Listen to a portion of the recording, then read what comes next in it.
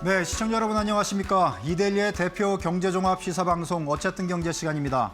매주 금요일 오후 4시 여러분의 경제와 투자 궁금증을 해소시켜드리고 있는데요. 오늘도 우리 시장에 가장 큰 영향을 미친 주요 뉴스들 집중적으로 분석해드리도록 하겠습니다. 자, 그럼 어쨌든 경제 일부 한 주의 경제판 뉴스킥5 함께할 패널분들 소개시켜드리겠습니다. 자, 저 기준으로 가장 먼쪽에 이지은 기자 나오셨고요. 네, 이지은 기자입니다. 네, 이어서 김주영 캐스터가 나오셨습니다. 네, 안녕하세요. 김주영입니다. 자, 오늘 특별 게스트로는 이재수 한국경제인협회 민생경제팀장 나오셨습니다. 네, 안녕하세요. 이재수 팀장입니다. 네, 이 팀장님 출연 이유는 잠시 후 자세히 아실 수 있게 되겠습니다. 자, 이제 어쨌든 경제 제작진이 선정한 한 주의 경제판 뉴스킥5 본격적으로 시작하겠습니다.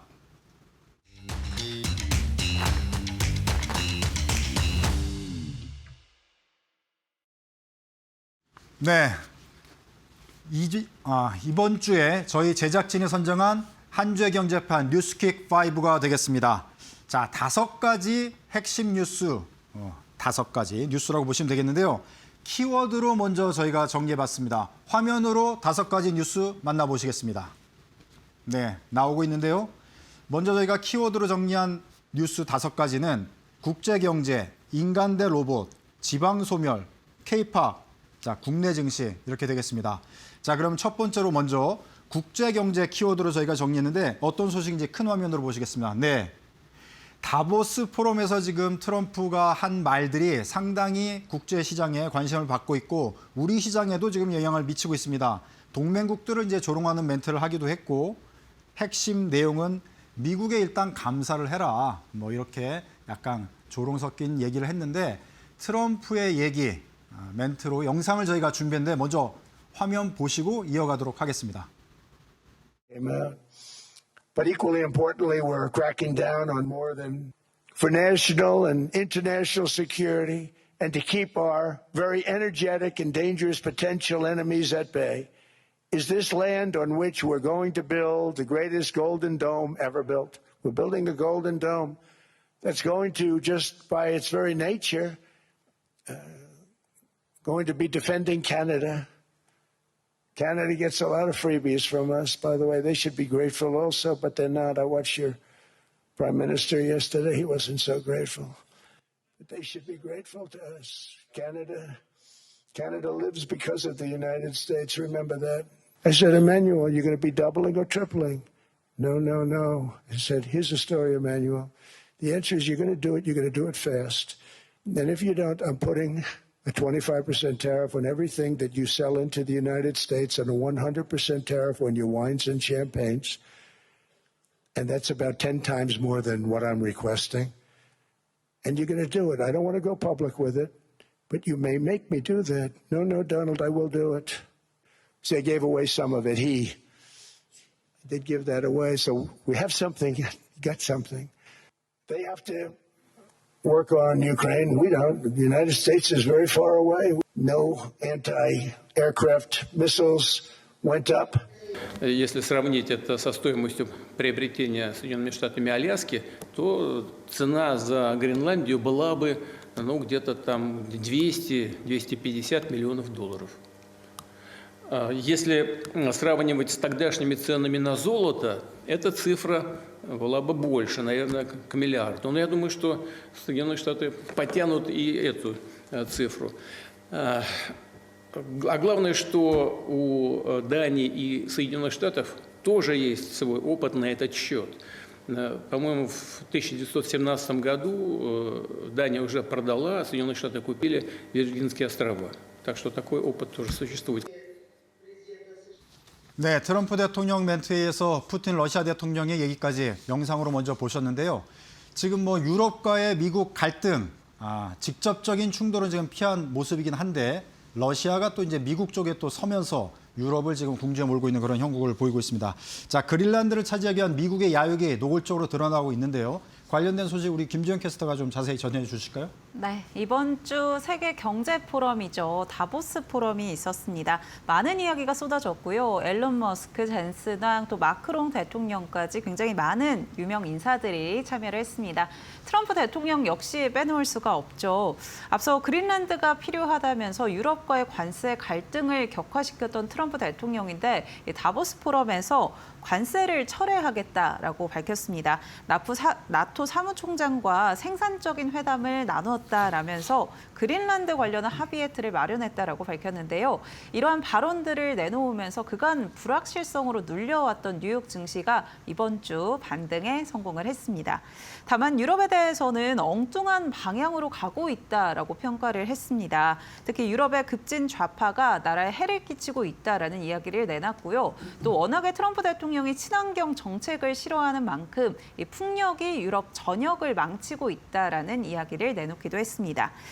시장에서는 미국과 유럽의 정책이 확연히 달라진 만큼 트럼프 대통령이 이런 발언을 통해서 자신의 정책 판단에 정당성을 부각했다라고 평가를 하고 있기도 합니다.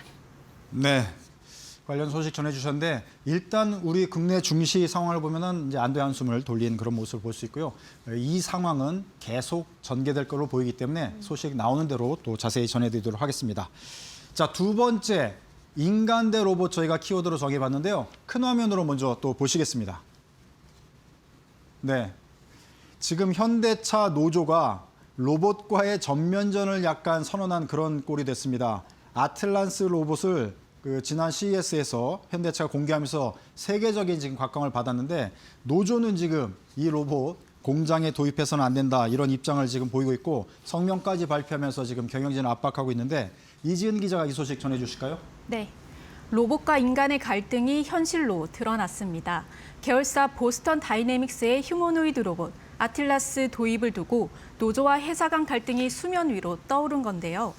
노조의 입장은 분명합니다. 로봇이 들어오면 사람 일자리가 줄어든다는 겁니다. 그러면서 현대차가 인건비를 줄이기 위해 로봇을 도입한다며 노사 합의 없이는 단 한 대의 로봇도 현장에 들일 수 없다고 주장했습니다. 아틀라스 한 대의 가격은 약 2억 원 수준으로 생산 근로자 2명의 연봉보다 낮습니다. 하루 16시간씩 2명의 몫을 일할 수 있기에 이론적으로 1년 안에 초기 투자 비용을 회수할 수 있습니다. 회사는 2028년까지 로봇 3만 대를 생산하고 로봇을 핵심 성장축으로 육성하겠다는 계획입니다. 노조의 강한 반발 속에 올해 단체 교섭에는 로봇의 제조 현장 투입 여부가 최대 쟁점으로 떠오를 전망입니다. 현대차 주가 흐름도 함께 보고 가시면 좋을 것 같은데요. 현대차가 이번 주에 59만 원까지 오르며 사상 최고가를 경신했는데 오늘은 전일 대비 3% 넘게 빠진 채 장을 마감했습니다.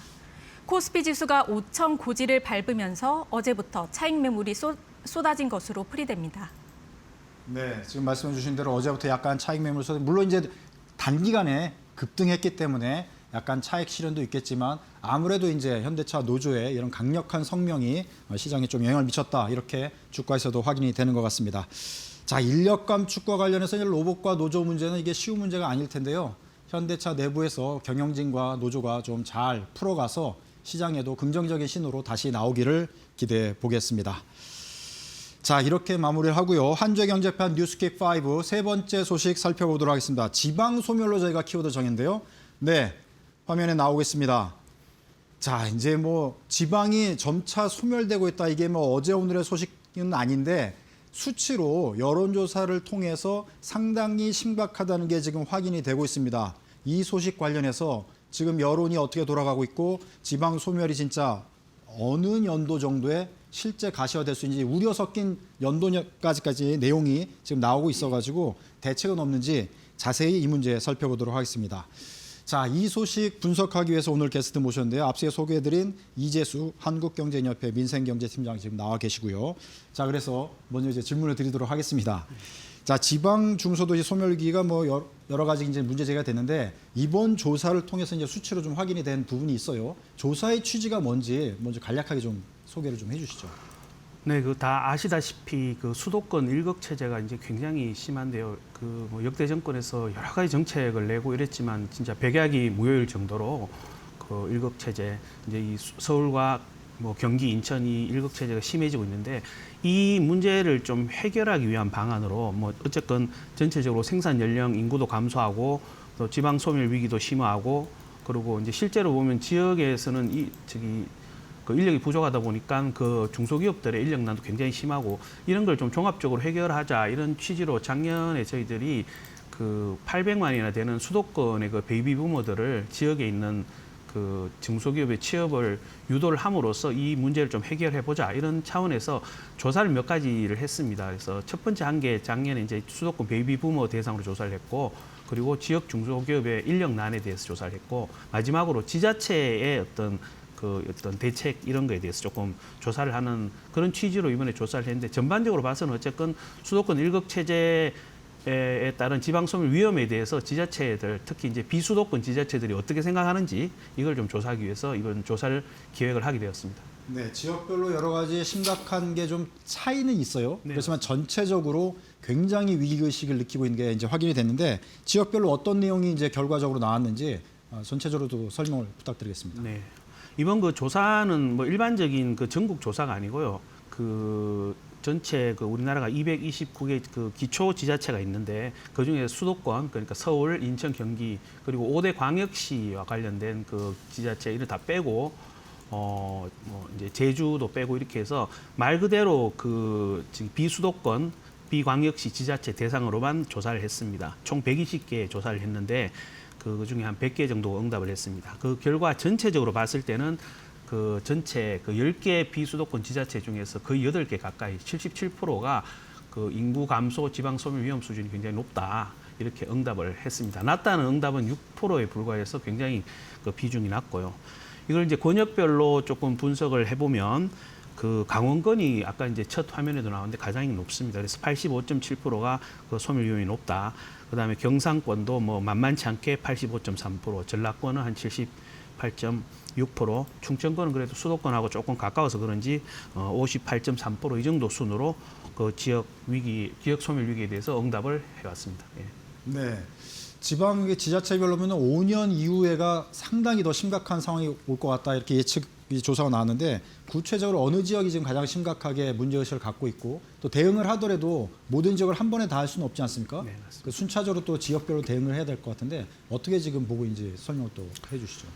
네, 그 말씀하신 대로 이제 방금 말씀드린 건 현재 수준에서 어떤 소멸 위험에 대해서 물어본 거고 앞으로 전망을 한 5년을 두고 이제 5년 뒤에 그 소멸 위험이 어느 정도 되느냐 거기에 대해서도 비슷한 질문을 했는데 역시 거기에 대해서도 이제 거의 64% 정도 10곳 중에 6개 이상이 5년 후 인구 감소 지방 소멸을 우려했고요. 낙관적인 전망은 12%에 그치고 있습니다. 그것도 이제 권역별로 보면 뭐 아까 강원권이 제일 높았는데 경상권이 이번에는 가장 높아서 76%고 강원권은 한 71.4%, 전라권은 57.1%, 충청권이 역시 가장 낮아서 50% 정도 순으로 5년 후 지역 소멸 위험이 높다 그런 응답이 많이 있었습니다. 뭐 대책과 관련해서도 아마 지금 이제 그 앵커님이 물어보셨는데 뭐 이따 이제 기회가 되면 말씀드릴 건데요. 뭐 역시 이제 일자리와 기업의 문제입니다. 일자리가 있어야 이제 그쪽 지역에 사람들이 그 이주를 하든지 몰리고 그다음에 이제 거기에 따른 이제 이 지방 소멸 위험이 낮아지는데 그 일자리와 관련돼서는 이제 산업을 지금 정부에서도 노력하고 있지만 각 지역별로 특화된 산업을 좀 집중적으로 육성하는 거 이것이 이제 가장 중요한 해결책 중에 하나라고 생각합니다. 네.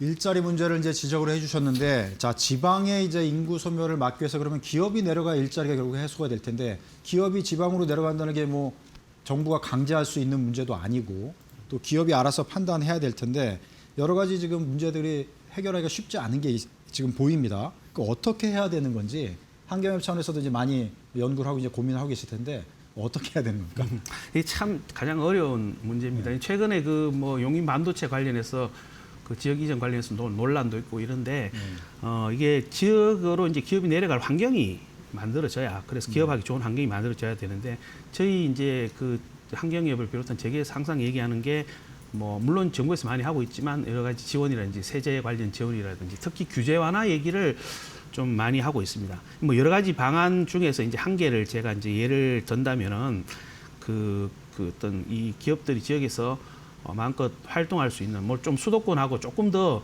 그 파격적으로 수도권보다 파격적인 규제 완화가 필요하다고 보는데요. 우리나라 규제 시스템이 뭐 전반적으로 봤을 때 그 포지티브 시스템이라고 하는데 이게 좀 어떤 거냐면은 이렇게 정해져 있는 거 이것만 딱 되고 나머지는 하지 마라. 이게 포지티브 시스템이고요. 이걸 저희들이 좀 주장하는 거는 네거티브 시스템으로 좀 바꾸자. 그러니까 이거 빼고 나머지는 다 할 수 있다. 이런 식으로 규제를 전반적으로 바꿔야 되는데 이게 참 쉽지가 않습니다. 그래서 이렇게 해서 성공한 케이스가 뭐 이제 해외 사례인데 중국 같은 경우에 그 중국이 들어온 산업이 굉장히 강합니다. 이게 중국 같은 경우 이제 네거티브 시스템, 규제 네거티브 시스템의 그 효과를 많이 본 건데요. 이제 세계가 들어온 규제를 많이 고민할 때 중국은 공항이나 군사 시설 이외에는 쉽게 사업화가 가능하도록 네거티브 그 규제 방식을 도입을 해서 이제 중국의 들어온 1위 업체인 DJI라고 있는데 이 제품이 빠르게 드론을 개량해서 시장을 석권한 그런 사례가 있습니다. 뭐 이런 사례처럼 우리도 지역에 있었으면은 최소한 지역의 어떤 메가 샌드박스 지역이라든지 지역 발전을 위한 특구 계획, 이제 특구 계획이 많이 나오는데 그 중에서 전략 기술 집중 지역 이런 데만이라도 네거티브 규제를 도입해서 기업들이 마음껏 좀 사업을 할 수 있는 그런 환경을 만들어 주자. 이게 뭐 여러 가지 안 중에 하나로 좀 제안을 드리고 싶습니다. 네. 정부에서 할 수 있는 이제 규제 차원의 해결책을 이제 말씀을 해주셨는데 환경협에서도 이제 지방 소멸 문제를 해결하기 위해서 대안으로 제안을 지금 하시고 계신 내용이 있는 걸로 알고 있거든요. 어떤 내용인지 좀 소개를 좀 해주시죠. 뭐 아까 말씀드렸듯이 그 어떤 세제라든지 규제 완화라든지 이런 면도인데 조금 구체적으로 저희들은 초기 제가 이제 도입부에서 말씀드렸듯이 지금 베이비 부머들이 굉장히 대량으로 은퇴를 하고 있고 이분들이 굉장히 젊고 일을 할 의욕도 있고 이렇습니다. 이렇게 네. 있는데 이런 분들이 또 여전히 이제 노후까지가 완벽하게 대응이 되어 있지 않고 이러기 때문에 이분들을 지역 이제 인력난을 겪고 있는 중소기업의 취업을 좀 유도를 함으로써 지역의 중소기업 인력난도 극복하고 지역 경제 침체, 이렇게 세수가 늘어나지 않겠습니까? 그러면 아무래도 그런 것도 그러고 그다음에 수도권 집중으로 인한 온갖 부작용들, 뭐 대표적으로 뭐 부동산 가격 급등이라든지 뭐 교통난이라든지 이런 걸 조금이라도 완화할 수 있도록 그런 지역 중소기업에 취업하는 걸 좀 제안을 하자. 그러기 위해서 뭐 여러 가지 뭐 정책적 대안도 조금 제시를 했었는데 그런 사업을 작년에 저희들이 이제 주요 정부 부처에 제안을 했고요. 올해도 가능하면 좀 이 사업을 이어나갈까 이렇게 생각을 하고 있습니다. 네, 그러니까 전체적으로 핵심적인 내용은 서울 수도권에서 일하시던 베이비 부모들이 은퇴를 하면 귀촌, 그러니까 지방으로 내려갈 수 있게끔 뭔가 인센티브가 있어야 되겠죠. 맞습니다. 그래서 이제 지방에 있는 중소기업에 이분들이 말하자면 재취업을 할 수 있는 그런 루트를 만들어서 지방에 있는 중소기업들이 활성화되고 성장을 하면 당연히 이제 일자리가 생길 테니까 그렇게 되면은 일자리가 있는데 지방에서 수도권으로 이제 이주할 요소가 이제 감소가 될 테니까 지방 소멸을 막을 수 있다. 이런 걸 이제 대안으로 제시하는 것 같은데 전체적으로 우리 지방을 이제 좀 더 활성화시키고 경제 성장을 시키기 위해서는 어떠한 근본적인 또 대안이나 대책, 그다음에 근본적인 좀 변화들이 필요한데 끝으로 좀 마무리 말씀 좀 해주시죠. 네, 저희 이제 이번 조사의 대책도 조금 이제 물어봤습니다. 지자체를 대상으로 지방 소멸을 막기 위한 대책이 어떤 게 있느냐. 그게 이제 아까 말씀드렸듯이 가장 중요한 게 기업을 유치하는 거. 이게 이제 첨단 기업이든 어떤 기업이든 그리고 또 공공기관 유치도 굉장히 중요하고요. 그리고 이게 뭐 기업만 유치한다고 되는 게 아니라 그 지역의 어떤 정주 여건, 사람들이 거기에서 거주를 하는데 좀 안정된 고급, 그러니까 어느 정도 수준이 되는 정주 여건을 만들어주는 거주 환경 개선, 여기에 대한 필요성 얘기도 많이 했습니다. 그리고 생활 인구 유입 얘기인데 이거는 이제 아주 정주하고 거기서 정착하지 않더라도 수도권이나 다른 지역에서 어떤 일이라든지 뭐 다른 문화생활이라든지 이런 걸 위해서 그 지역에 많이 왔다 갔다 할 수 있는, 왕래할 수 있는 그 생활 인구 유입을 활성화하기 위해서도 노력을 해야 된다. 이런 의견도 있었고요. 의료 같은 것도 굉장히 중요합니다. 지역에 가면 사람들이 지역에 안 가려는 이유가 어떤 의료 서비스의 불안 이런 것 때문에 그런데 그런 것도 중요하다고 생각을 하고 있습니다. 네, 알겠습니다. 자, 옆에서 이제 이지은 기자, 김준 캐스터 이제 잘 듣고 계셨는데 보통 이제 젊은 분들이 지방에서 다 서울 수도권으로 올라오시잖아요. 물론 이제 서울 수도권에 계신 분들이라서 입장은 다르긴 하지만 이 사안 어떻게 보시는지 간단하게 한 말씀씩 해주시면 좀 참고가 될 것 같습니다. 이지은 기자부터 얘기해 주실까요? 우선 지방을 대안이 아닌 기회로 만들어야 될 것 같고요. 그리고 또 앞서 설명 주셨듯이 단기 일자리 확대보다는 지속적인 고용, 그리고 지역 특화 산업으로 또 집중하는 게 좋지 않을까 싶습니다. 네, 우리 김지영 캐스터는 어떻게 보셨나요?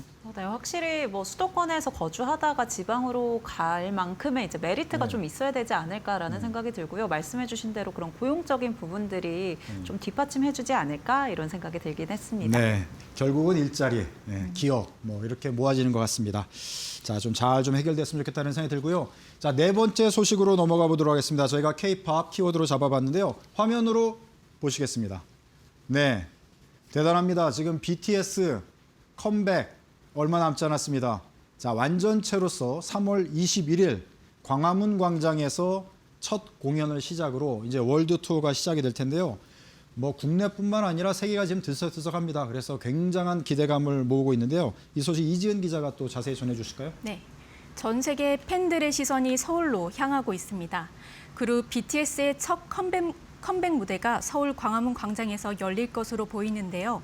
앞서 BTS는 3월 21일 광화문 광장에서 새 앨범 아리랑을 주제로 공연을 열고 싶다며 장소 사용 허가를 신청했습니다. 이에 대해 국가유산청과 서울시도 조건부로 승인했습니다. 서울시는 지역축제 안전관리 계획 심의를 통과하는 것을 최종 허가의 전제 조건으로 제시했는데요. 또 출연진과 관람객의 퇴장 시간이 겹치지 않도록 하고 대규모 인파가 몰릴 가능성에 대비한 구체적인 안전 대책이 마련되는 대로 최종 허가를 내릴 방침입니다. 이번 공연의 예상 관람객은 약 18,000명에 달하고요. 무료로 공연이 진행되는 만큼 소속사와 관계당국은 인파 관리에 만전을 기하겠다는 입장입니다. 서울시는 공연을 앞두고 주변 숙박업소의 불공정 행위를 단속하고 공연 당일에는 외국인 관광객을 위한 체험 프로그램도 운영할 계획입니다. 네, 이지은 기자는 BTS 좋아하시나요? 네, 저도 BTS 이번 공연 기대하고 있습니다. 네. 자, 엔터 관련해서 주가 뭐 차트 준비된 것 같은데 화면을 좀 보여주실까요? 네, 엔터주 주가 흐름도 함께 보고 가시면 좋을 것 같습니다. 네. 우선 하이브는 이번 주 좋은 흐름 보이고 있는데 BTS의 월드 투어 매진 소식에 힘입어서 오늘은 전일보다 3%대 오른 장을 마감했습니다. YG 엔터테인먼트 소폭 오른 채 마감했고요. SM, JYP 1% 넘게 상승했고 디어유는 해외 사업 확대 기대감에 5% 넘게 오른 채 장을 마감했습니다. 네, 이게 주가 차트에서 확인되는데 우리 이 기자도 BTS 좋아한다 그랬고 저도 BTS를 좋아하고 제 주위에 있는 외국인들도 BTS 싫어한다는 사람은 없더라고요. 그러니까 엄청난 기대감을 모으고 있고 이번에 컴백하면 상당한 공연 수익이 기대되니까 지금 주가에도 좀 반영되는 모습 확인을 해보셨습니다. 자, 그럼 마지막 저희가 다섯 번째 뉴스 저희가 키워드로 국내 증시라고 일단 얘기를 했는데 오늘 종가 코스피 5천 도달은 못했지만 상당히 아주 그냥 대단합니다. 네, 코스피 5천 시대 활짝 열리기 바로 직전에 있다 이렇게 보시면 되겠습니다. 아직 오늘 종가도 코스피 5천은 살짝 미달한 그렇게 마감을 했는데요. 관련 소식 김지영 캐스터가 정리해 주실까요? 네.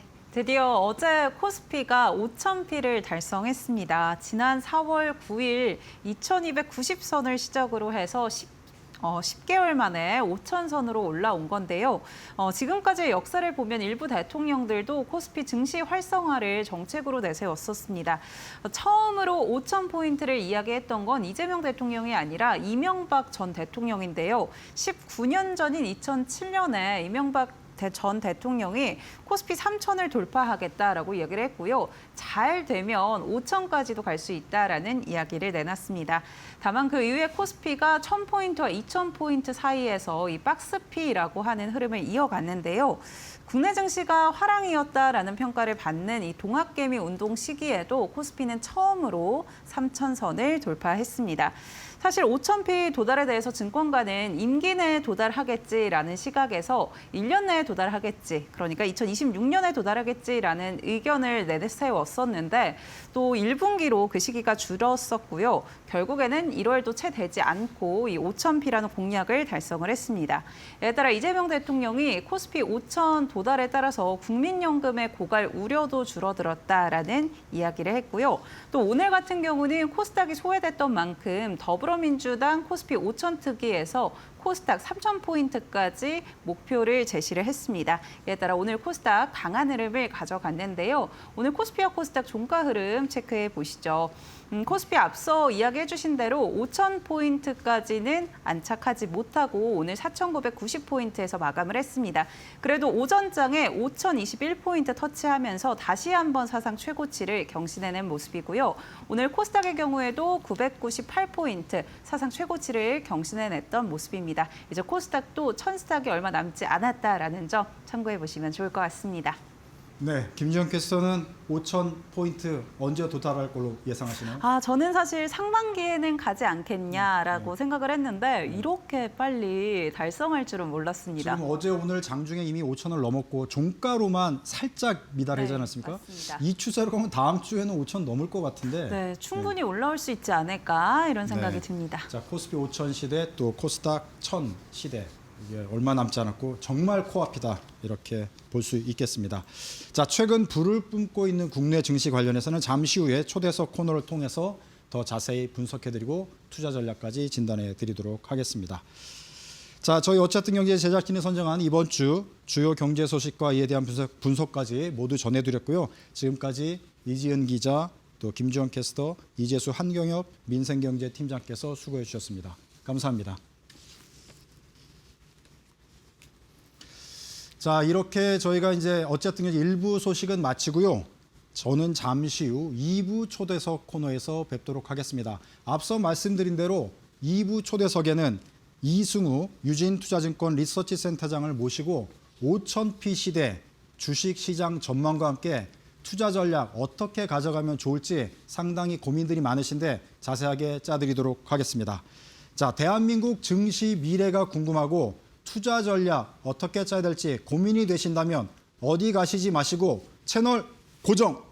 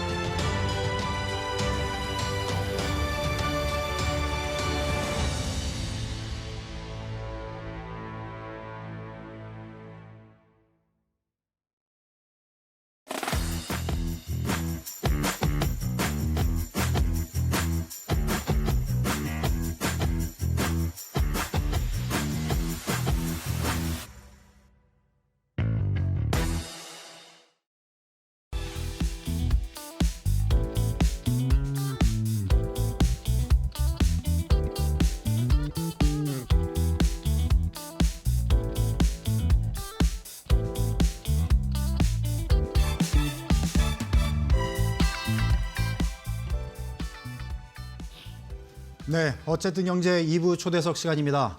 오늘은 새해 들어서 연일 불을 뿜고 있는 국내 증시, 미래 시장 어떻게 전개될지 자세하게 전망하고 진단을 하면서 이렇게 상승장에서 소외되지 않는 현명한 투자자가 되기 위해서는 어떤 투자 전략을 갖고 가야 될지 자세하게 진단하는 시간 마련했습니다. 자, 도움 말씀 위해 이승우 유진투자증권 리서치 센터장 나오셨습니다. 네, 안녕하세요. 네, 안녕하세요. 자, 오늘 보면 4,990포인트 언저리에서 이제 마감을 했는데 5,000포인트 뭐 진짜 바로 앞에 지금 와 있습니다. 그래서 새해 들어서 연일 사상 최고치를 경신하면서 지금 상승장을 연출하고 있는데 우리 센터장님께서는 이렇게 새해 들어서 강력한 장을 예상하셨는지 어떻게 보셨는지 좀 말씀 한번 해주시죠. 뭐 예상 잘 못했고요. 예. 근데 이제 지금 이렇게 올라가고 나서 저희가 좀 분석을 해보면 네. 작년도에 이제 코스피의 영업이익이 295조에서 300조 사이 정도가 될 것 네. 같아요. 그리고 작년 말에 그 26년도 예상치가 얼마였냐면은 390조였습니다. 네. 근데 이게 지금 뭐 이제 1월 20일 좀 넘어가고 있는데 이게 한 460조까지 올랐습니다. 그래서 작년 말에 시장에서 기대했던 거 대비해서 한 18% 정도 이익이 네. 증가가 됐는데 코스피가 딱 그 정도 올랐거든요. 근데 네. 사실은 지금 와서 이제 보면은 이게 이익 증가를 그대로 반영을 하고 있는 거 아닌가 네. 그렇게 좀 생각을 할 수 있을 것 같습니다. 네. 자, 이미 뭐 어제 오늘 장중에는 5,000포인트를 이미 넘어섰고 정부나 뭐 전체적인 뭐 증권가 분위기는 이미 5,000포인트는 뭐 기정사실화 지금 하고 있는 상황이고요. 종가 뭐 오늘 약간 미달했지만 다음 주 정도면 또 이제 돌파하지 않을까 이런 생각도 들고 하는데 자, 그러면 이미 현 정부에서 공약으로 내렸던 코스피 5,000은 달성했다고 막 기정사실화하고 있고 상황은 이제 그 이상을 바라봐야 되는 지금 시장 상황 아니겠습니까? 그러면 이제 어느 정도까지 우리가 예상을 하고 바라봐야 될지 어떻게 보십니까? 솔직히 뭐 잘 모르죠. 잘 모르는데 지금 아까 제가 코스피 이익 전망치가 지금 한 460조 정도로 컨센서스가 잡혀 있는데 제가 볼 때는 좀 더 올라갈 가능성이 있는 것 같습니다. 당연히 그리고 그 주체는 반도체가 될 것 같고요. 반도체 가격이 지금 연일 오르고 있고 이게 쉽사리 안 떨어질 것 같은 분위기이기 때문에 뭐 예를 들면 제가 볼 때는 지금 현재 추정치보다도 한 10% 이상은 더 올라가지 않을까라고 본다면 지금 현재와 같은 추세, 그 이익 증가를 그대로 지수로 반영하고 있는 상황을 보면 여기서 한 10% 이상은 좀 더 올라갈 그 기회가 있다. 그렇게 지금 저희는 생각을 하고 있습니다. 네, 지수 포인트 기준으로 봤을 때 10% 정도 말씀해 주셨으면은 5,500 이상까지는 뭐그 충분히 갈 수 정도를- 있는 에너지가 지금 보인다. 그렇죠. 예, 그렇게 이렇게 이제 말씀을 해주신 건데요. 그래서 어떤 분들 보면 뭐 6,000포인트 올해 안에도 가능하다 이렇게 보시는 분들도 많고 뭐 기대 섞인 전망 뭐 7,000포인트 이렇게 얘기하지만 전체적으로 보면 지금 에너지가 굉장히 강하다. 그래서 지금보다는 5,000포인트는 충분히 넘어갈 수 있겠다. 네. 대부분은 이렇게 전망을 하시고 있고 또 저도 이제 주위에 보면 과거 같으면은 이 정도 되면은 뭐 거품론도 얘기하고 뭐 이거 너무 지금 편승한 거 아니야 이런 식의 얘기가 있을 법도 한데 그런 얘기 지금 전혀 없는 상황이거든요. 전혀 없는 상황이라서 상당히 좀 놀라운 그런 지금 퍼포먼스를 보여주고 있는 시장이다 이렇게 볼 수 있겠습니다. 자, 그렇다면 우리가 이제 뭐 5,500 이상, 6,000 이상 포인트를 우리가 더 미래를 바라본다면 어떤 시장의 조건들이 더 갖춰준다면 그 이상의 퍼포먼스를 낼 수 있다고 보시는지 조건들을 좀 진단을 해주시면 그러니까 좋겠습니다. 이제 지금 기업 이익이 증가를 하고 있는데 사실 뭐 다 아시는 것처럼 그 상당 부분은 반도체에 집중이 되어 있습니다. 네. 그러니까 이제 반도체를 제외한 나머지 분야로도 과연 이 개선세가 네. 과연 확산이 될 수 있는지가 제일 중요할 것 같고 네. 그다음에 이제 우리나라의 이제 고질적인 문제인 뭐 지배구조와 관련된 그런 개선 방향들이 기업들이 과연 좀 제시할 수 있는지 네. 예, 그게 중요할 것 같고요. 그다음에 또 하나는 지금 사실 제일 걱정이 많은 게 환율 리스크인데요. 이제 그런 부분들도 좀 안정화됐으면 좋겠어요. 네. 그리고 뭐 계속 이제 제가 여러 군데서 좀 말씀을 드리는 건데 이제 우리 정부 당국이나 이런 쪽에서는 계속 규제 혁신을 얘기를 합니다. 네. 규제 혁신이 돼야 이제 우리가 하나 더 레벨업을 할 수 있다고 이제 보고 있는데 일부 그런 제도들은 규제 혁신이라기보다는 어떻게 보면 약간 혁신 규제 네. 반대인 거죠. 예, 네. 그런 부분들이 좀 있어서 뭐 정말 그 규제를 개선할 수 있는 네. 그런 좀 현실적인 어떤 방안들이 조금 더 이루어진다면 기업들도 좀 더 힘을 내고 이익도 좀 더 증가할 수 있는 그런 여력들이 만들어질 수 있을 것 같습니다. 네. 지금 이제 이승우 센터장님께서는 5,000포인트 이상 우리가 더 레벨업되는 증시를 보기 위해서는 규제 혁신 필요하고 또 환율에 대한 리스크 또 그것도 진정이 좀 필요할 것 같다고 말씀하셨고 반도체 이외에 다른 또 주도주 세력들이 세력이라기보다는 주도주 기업들이 많이 나오면 훨씬 더 에너지를 받을 수 있다 이렇게 말씀해 주셨습니다. 자 말씀 주신 걸 이제 이어서 가면은 현재 지금 반도체와 AI 업종에 대해서는 상당히 좀 관심을 많이 갖고 있고 그 기업들이 지금 시장을 이끌고 가지 않습니까? 네. 이걸 포함해서 국내 증시 상황에서 여러 업종별로 조금 분석을 통해서 우리가 투자를 어떤 식으로 좀 어프로치를 하면 좋을지 네. 업종별로 좀 설명해 주시면 도움이 될 것 같습니다. 그러니까 이제 사실은 제일 펀더멘털이 받쳐주고 실제로 밸류에이션도 적절하게 나오는 거는 반도체인 것 같아요. 제가 보기에는 뭐 많이 올랐지만 이익 증가세가 이게 심상치 않습니다. 그래서 좀 더 제가 볼 때는 이익이 더 상향 조정될 가능성이 있기 때문에 그쪽은 계속 좋을 것 같고요. 근데 또 하나는 한국이 제일 강점을 가지고 있는 게 이제 조선 방산 파트인데요. 그쪽은 뭐 지정학 변화에 따른 어떤 좀 장기적인 구조적 개혁이 계속 유효할 것 같고 뭐 다들 아시는 것처럼 그 산업에서 한국만큼 경쟁력을 갖춘 그 나라가 없습니다. 그러다 보니까 글로벌 투자자들도 그쪽에 계속 이제 관심을 많이 갖고 있다 이렇게 보고 있습니다. 그리고 자동차인데요. 사실 자동차는 그러니까 전기차로 전환하면서 사실 이제 기존의 내연기관 차들은 굉장히 그 밸류에이션이 낮아진 그런 상황인데 지금 최근에 이제 분위기는 다들 아시는 것처럼 물론 전기차로 진행은 계속 되겠습니다만 좀 수명이 길어질 가능성이 생긴 거잖아요. 그러다 보니까 그 기존 대비해서 밸류에이션이 좀 높아진 부분이 있고 특히 이제 국내 현대차 뭐 같은 경우에는 뭐 다들 아시는 것처럼 이제 사실은 이제 자동차 주식이 아니라 이제 로봇주로 봐야 된다. 뭐 이런 것들이 좀 겹쳐지면서 밸류에이션도 추가적으로 좀 올라갈 가능성이 있습니다. 그래서 뭐 경쟁력 자체가 좀 딴 데보다 앞서가는 거 아니야 이런 게 있습니다.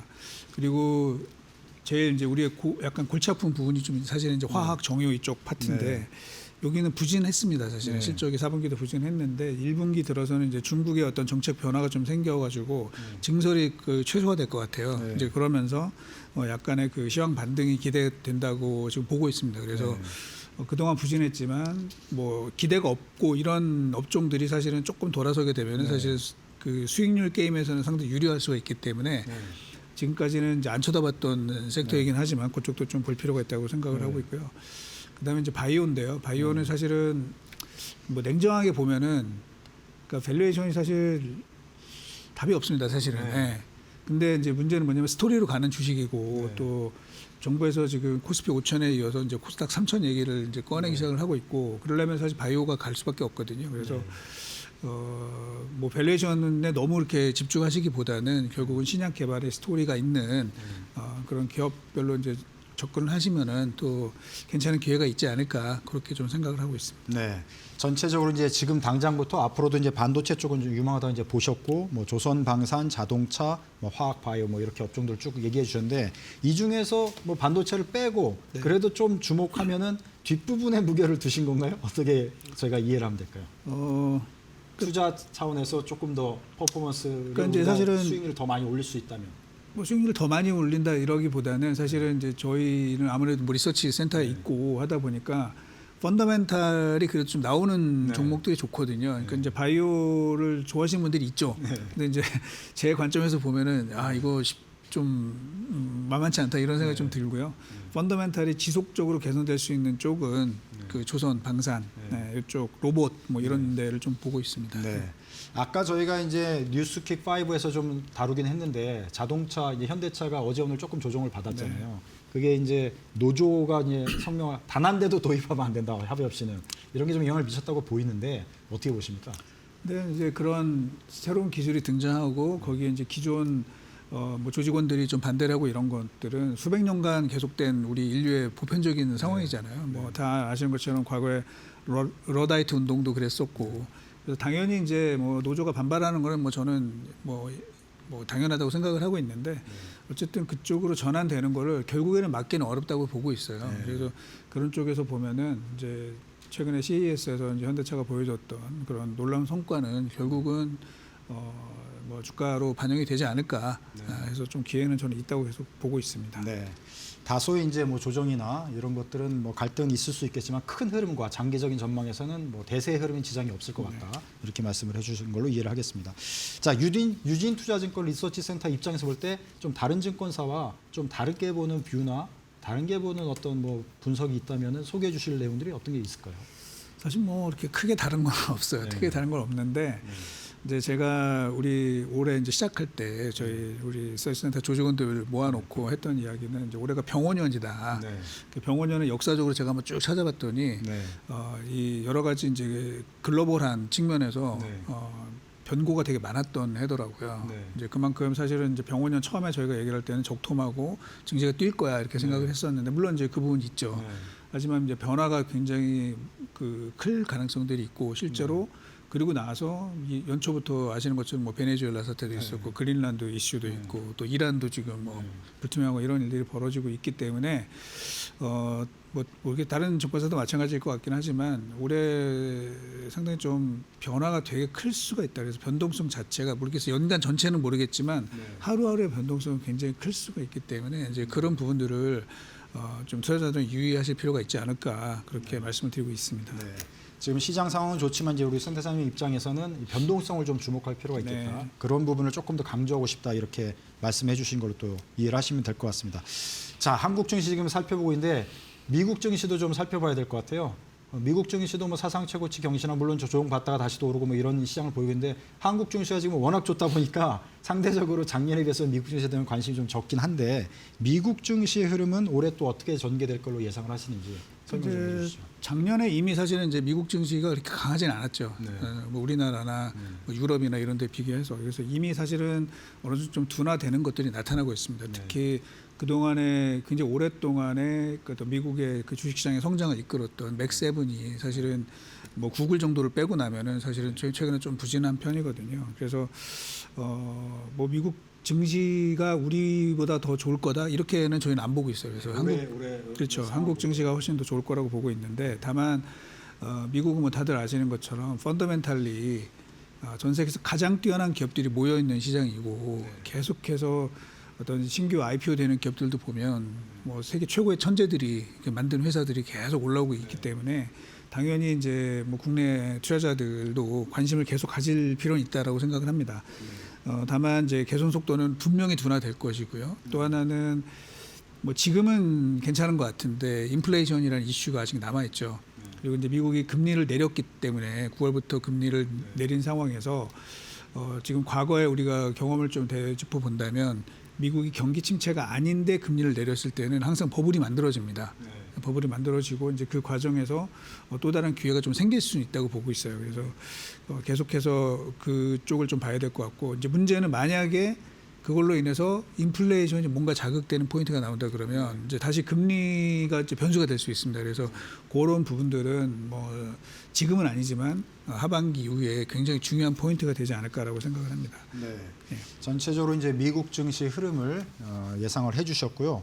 자, 지금 미국 증시에 지금 투자하고 계신 서학개미, 소위 서학개미들은 또 고민이 깊어지는 요소 중에 하나가 한국으로 이제 다시 돌아오면 양도세 부분이 좀 골치가 아픈데 그걸 안 내도 되는 그런 방법을 지금 제시해가지고 사실은 고민하시는 분들이 많이 있단 말이죠. 이런 분들이 어떤 전략적 선택을 하는 게 좋다고 보시는지 제 조언을 생각에는 주시면 이제 뭐 그 환율 이슈나 뭐 이런 것 때문에 이제 좀 스트레스가 되게 많거든요. 근데 어쨌든 이제 그런 방안을 뭐 정책을 이제 내주셨는데 뭐 일정 정도 그거 좀 호응하는 것도 저는 뭐 개인들이 괜찮을 것 같아요. 왜냐하면 국내 이 주식시장의 현재 분위기가 되게 좋고 기업들 실적이 또 뒷받침되고 있는 그런 상황이기 때문에 뭐 그런 기회를 주었을 때 조금 이제 돌아오는 것도 저는 괜찮다고 생각을 하고 있습니다. 다만 아까 말씀드린 것처럼 미국은 이제 기업들의 기본적인 경쟁력 자체가 워낙 뛰어납니다. 그렇기 때문에 뭐 지금 일부 이제 뭐 한국으로 오시는 것도 괜찮을 것 같고 하지만 이제 미국에 계속 관심을 갖고 세계적인 흐름이 어떻게 되는지 기술적인 어떤 변화가 어떻게 일어나는지에 대해서는 지속적으로 관심을 갖고 공부하실 필요는 있다고 생각을 합니다.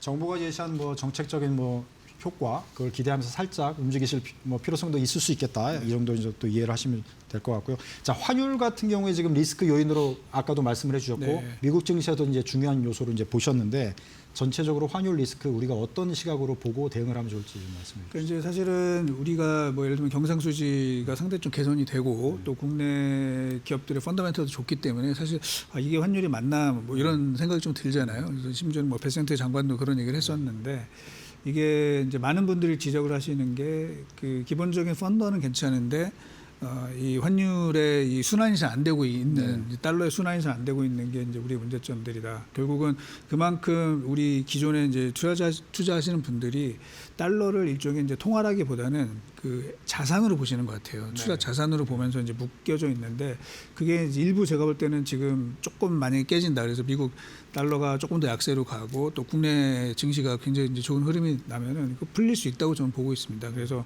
뭐 정부의 그 정책 의지도 굉장히 강하잖아요. 뭐 1,480은 안 넘기겠다라는 게 좀 강하기 때문에 그런 측면에서는 뭐 아주 급격하게 뭐 저희 원화가 다시 강세로 가지는 않겠지만 조금은 이제 시간을 두고 좀 안정화되고 그 부분들이 이제 외국인들에게는 한국 증시로 이제 들어올 수 있는 어떤 기회 요인이 또 될 수 있다. 그런 측면에서는 개인들도 아까 이제 뭐 한국 지금 서학개미들 오시는 게 좋다 이런 얘기를 했는데 뭐 잘 활용하시면은 저는 굉장히 괜찮은 기회가 될 수 있을 것 같습니다. 네.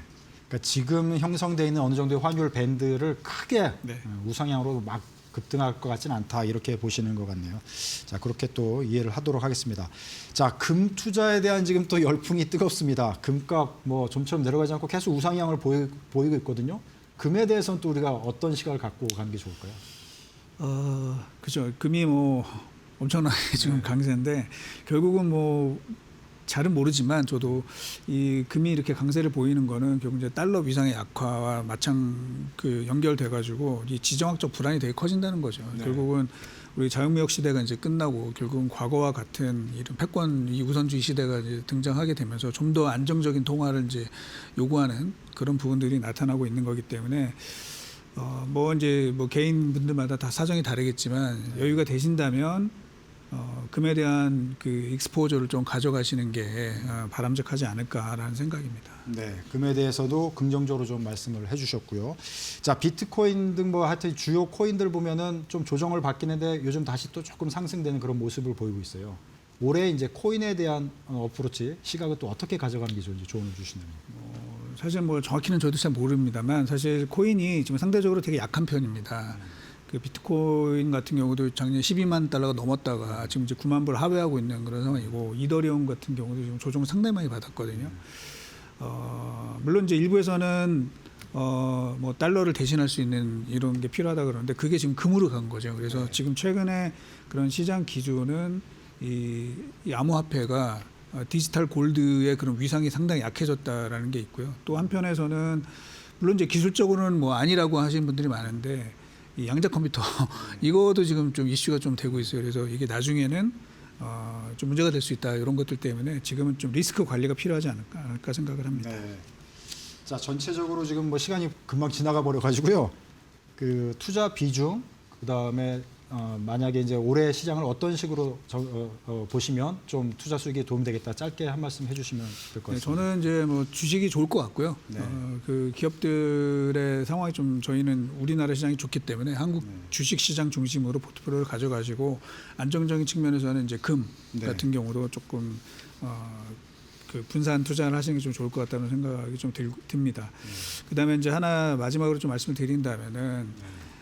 지금 뭐 우리 너무 많이 올라서 이제 걱정들이 좀 되시잖아요. 그래서 항상 이제 뭐 버블론이 나왔을 때 this time is different라는 얘기가 항상 그 나오는데 나중에 가서는 또 비슷한 경우가 많았거든요. 그래서 뭐 흔히 말하는 이제 산이 높으면 골이 깊을 수도 있다 이런 그 격언을 좀 명심을 하시고 뭐 당분간은 좋겠지만 그 변동성 관리에 대비한 그런 하반기 전략을 가져가시는 게 필요하지 않을까 그렇게 말씀드리고 싶습니다.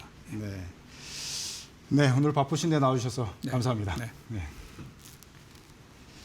자, 오늘 저 이승우 센터장님께서는 이제 투자 비중에 있어서 좀 한국 쪽에 조금 더 무게를 두시는 말씀을 주셨고요. 금에 대해서도 좀 긍정적으로 말씀해 주셨고요. 전체적으로 환율을 중심으로 리스크를 잘 관리하시는 게 필요하겠다 이렇게 조언을 주셨습니다. 자, 알찬 정보를 듣다 보니까 벌써 마칠 시간이 됐는데요. 저희가 이제 5,000포인트를 앞두고 있습니다. 그래서 상승장에서 소외되지 않는 현명한 투자자가 되기 위해서 저희 어쨌든 경제 방송 프로그램 주목하시고 다음 주에도 금요일 오후 4시에 잊지 마시고 시청해 주시면 감사하겠습니다. 오늘도 변함없이 시청해 주셔서 감사합니다.